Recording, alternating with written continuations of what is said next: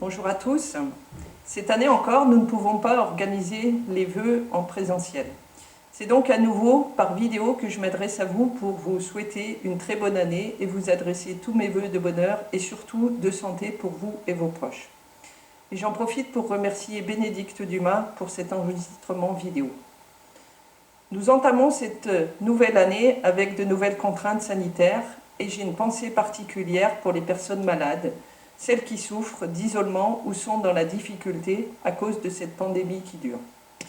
Mais la vaccination constitue aujourd'hui un réel espoir de sortir de cette crise et je veux rester optimiste pour l'avenir. En 2021, nous avons en effet pu retrouver une vie presque normale de juin à décembre. Les activités associatives ont pu reprendre et nous avons eu le plaisir de nous retrouver autour d'événements festifs tels que la fête des classes, les représentations théâtrales, le repas des retrouvailles du CCAS. Tout cela n'avait pas été possible en 2020. Et ce contexte n'a pas empêché l'équipe municipale de mener à bien plusieurs projets. En premier, nous avons enrichi les modes de communication des informations municipales et associatives avec l'installation des panneaux lumineux et l'utilisation de l'application Iliwap qui permet de recevoir les informations directement sur nos téléphones portables. Ensuite, après des mois d'échanges avec les architectes des bâtiments de France, nous avons pu installer le City-Stade sous la mairie, au centre du village et non loin du parc de jeux. Aujourd'hui, sa fréquentation quasi quotidienne par les jeunes fait vraiment plaisir à voir. Enfin, lors du dernier conseil municipal de 2021, la modification du PLU a été approuvée par les élus.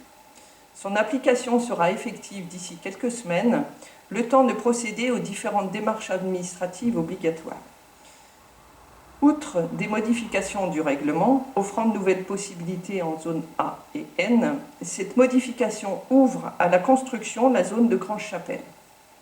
Dès que nous le pourrons, nous organiserons une réunion publique pour vous présenter le projet de l'aménageur de ce futur lotissement. D'autres programmes privés vont voir le jour cette année. Les premiers permis de construire à la doyennerie ont été délivrés et la construction de la résidence Saint-Louis rue des Rosiers devrait débuter au premier trimestre. En 2022, différents travaux de voirie sont envisagés dans le but de sécuriser la circulation des véhicules et des déplacements piétons.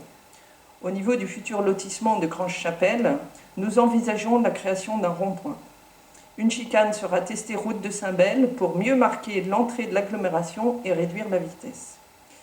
Et concernant la sécurisation de l'arrêt de car de la route du Bois du Maine, nous disposons maintenant d'un avant-projet proposé par le Citral et le département et nous espérons que les travaux pourront se faire au cours de cette année.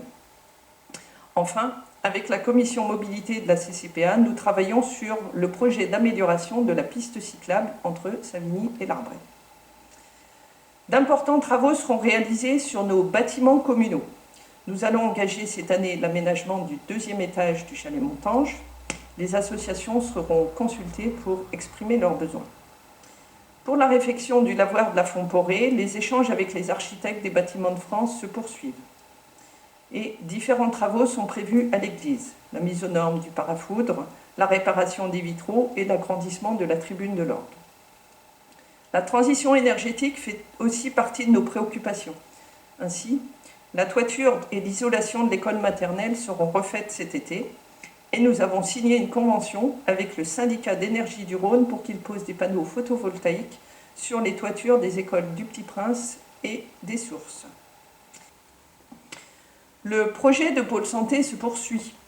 Nous prévoyons de l'installer dans l'ancienne mairie.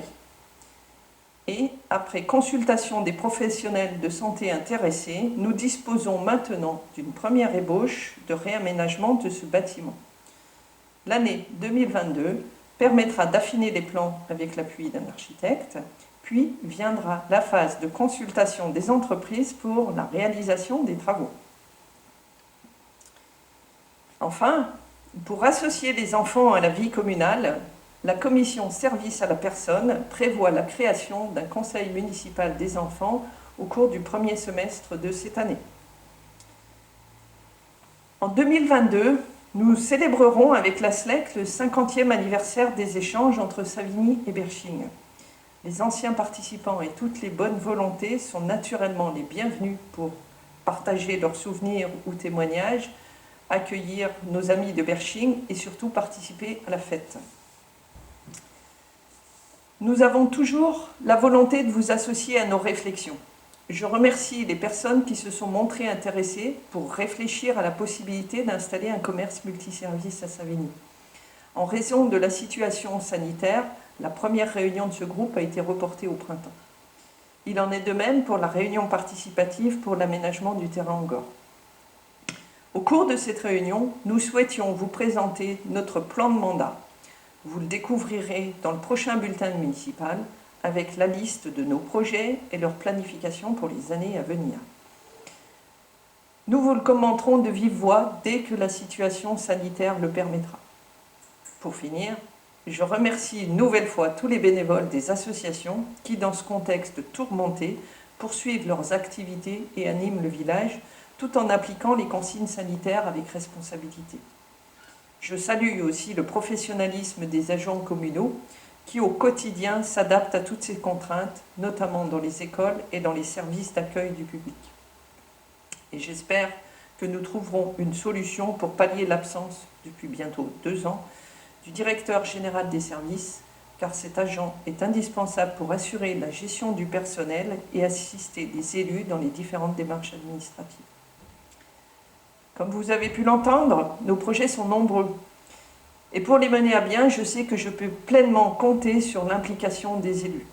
Qu'ils soient ici, encore une fois, remerciés de leur engagement. Dans l'attente de vous retrouver pour échanger de vive voix sur tous nos projets, au nom de l'équipe municipale et de tous les agents communaux, je vous adresse une nouvelle fois tous mes meilleurs vœux pour cette nouvelle année et vous souhaite surtout une bonne santé pour vous et vos proches. Très belle année à toutes et à tous et à très bientôt.